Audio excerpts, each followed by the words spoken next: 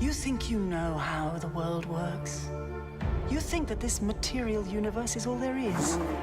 But what if I told you the reality you know is one of many?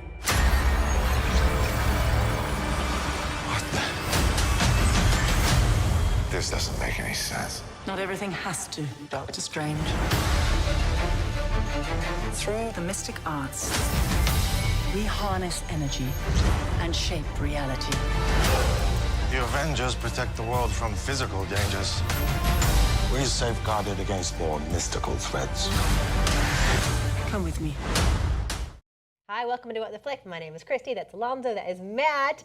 Geeks of the World Unite. There's another Marvel movie out, and I know that a lot of you have been pumped about this. It is Doctor Strange.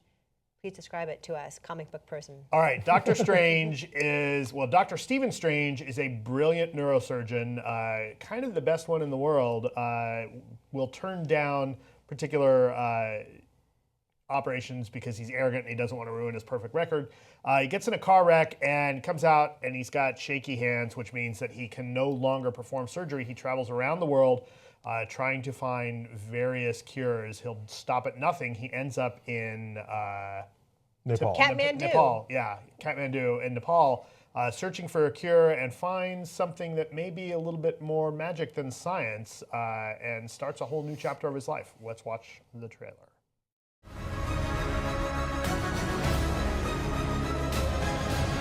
Be careful which path you travel down, Strange. Stronger men than you have lost their way. I am death. In pain. You'll die protecting this world. I can't do this.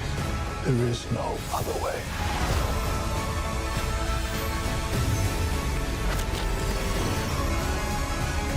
I've spent so many years peering through time,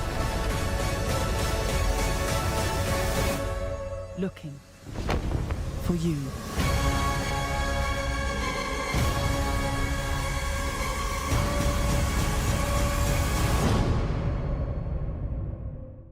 Okay, so I will just start out by saying I knew nothing about this going into it. Okay. I had not even heard of this character prior to this movie. You can come at me now, please. I don't know any of this stuff, but I'm coming into it totally blindly and cold. Okay. And I dug it. Like, I'm not sure that you necessarily have to have any kind of knowledge of the character. It's clearly like the beginning of his franchise. This is his origin story, and they explain it very You don't even efficiently. need to know how the Marvel Universe works, I think, to get this movie. I mean, it has little driblets of Marvel stuff. I'm glad you brought that up, though, because this, it's interesting to look. If you look at the history of what Marvel was doing with their licensing, they gave all their really popular characters, not gave them away, but they cut deals to do their really popular characters.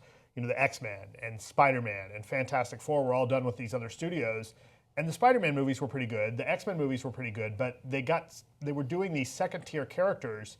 We all forget that back in the day, back when Iron Man hit, like Iron Man was not a first everybody thought of him as Captain kind of America second was rate, kind of a joke, yeah. right? Like Captain America was this cheeseball character.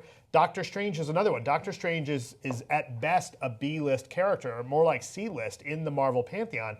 And they put him right to the forefront here, and they make this character work. And it's really, look, like you said, you come into this, you don't know anything, you're gonna have a great time. If you know this character, it's a slightly different spin on some of the surrounding mythology, but they capture the core of it. Doctor Strange is an arrogant prick, like starts out that way, and kind of learns to be a little bit less of one. He's a Tom Cruise character. Kind of, yeah. I mean, all right, so basically, it's Top Gun. It's space age Top Gun. I had a great time with this movie. For one thing, I was so burned out on CG this year. Like, I feel like there have been so many movies that were these just sort of like this shower of pixels that didn't mean anything. X-Men Apocalypse and Batman versus Superman. And so to see a movie where they actually have something interesting to do with the effects, and they use the effects in a way to actually tell a story in a way that you otherwise couldn't. I think the result is you see there are visuals in this movie that are not like anything I've ever seen in a mainstream commercial movie before. I will raise my hand and say this owes a great debt to Inception.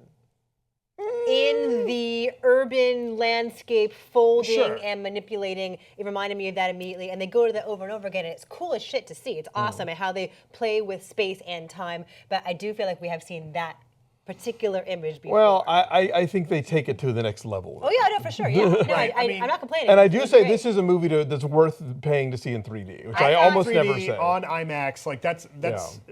I agree with you. Look, like, does it owe, especially when it's folding up the city?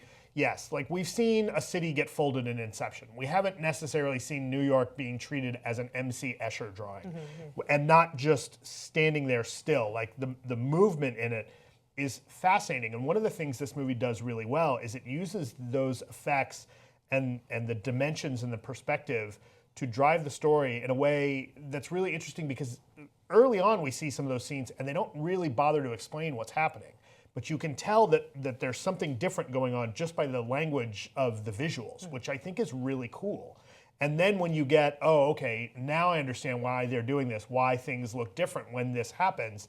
But you get that halfway through the film when somebody explains it. But it starts off and you could follow along as an audience, like, oh, all right, something's different here. Wizards are fighting, and then things look different again. I loved it. I think that, yes, have we seen bits of this? Is it derivative of Inception? Sure, Yeah, but no, then I'm I not think it complaining. takes it to the next level. It's super cool, and yeah, and that is germane to the story and who they are and how they relate to each other. Versus like, this is just a cool trick we can pull off. Right. Right. So and the cosmic stuff, like the stuff where he's traveling through dimensions, and you see, as his astral self travels around in these different universes and different worlds, is, I mean, this will sound cliched, it is unlike anything we've seen on film before. And Well, in a Hollywood movie, In I a mean, Hollywood movie, sure. like you'd have to go to somebody like Jodorowsky, I think, to find some of the really kind of trippier visuals that are going on here. But for a big popcorn bucket movie, this movie I think is taking some real chances and succeeding with them.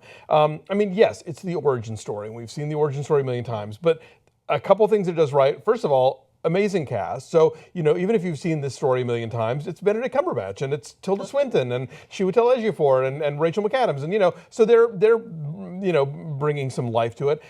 I really appreciated the fact that we get this little character nugget about Doctor Strange, that he has this encyclopedic knowledge of pop music.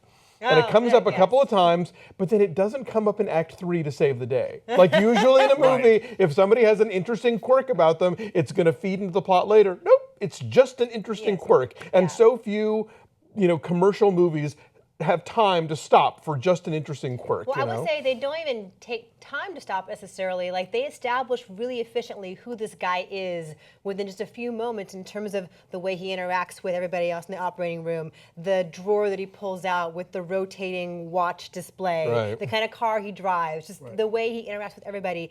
They establish very quickly, as you say, he's an arrogant prick, but the quirks about his arrogant prickishness, which make him interesting. That arrogance is somewhat justified because you get a sense his knowledge is so encyclopedic, and when he talks about how quickly he's learning these different aspects of magic as he's burning through these books, he references how fast he got his PhD, like how fast he went through med school because he was studying so many things at once. And so, okay, you buy that. One of the things we should talk about is we have to talk about the casting here. With Tilda Swinton. With Tilda Swinton, right? Like, there's no way around that. And is it whitewashing? Yeah, it probably is. It's hard to say as a guy who's not Asian. You have to wonder, is this, could they have managed to do this without pissing somebody off? Well, right? yeah, Like, it's a tricky balance, because that character, if you'd played it with an old Asian guy the way the comics do, then that itself is a cliche. The sort of Mr. Miyagi Right. font of wisdom.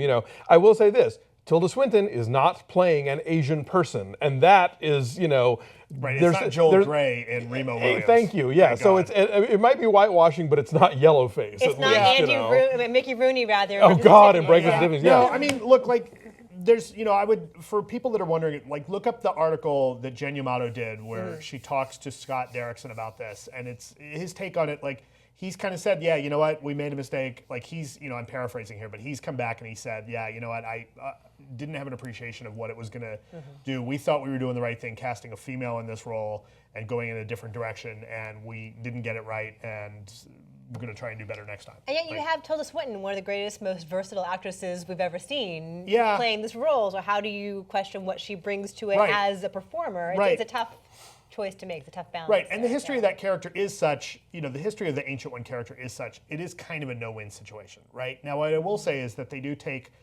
the character of Wong, who in the comics is definitely subservient to Doctor Strange, and they put him as an equal here. They put him as a... He's a master also. He's a master just like Doctor Strange is. So that's a different take on that, which for what it's worth, that's something. Yeah.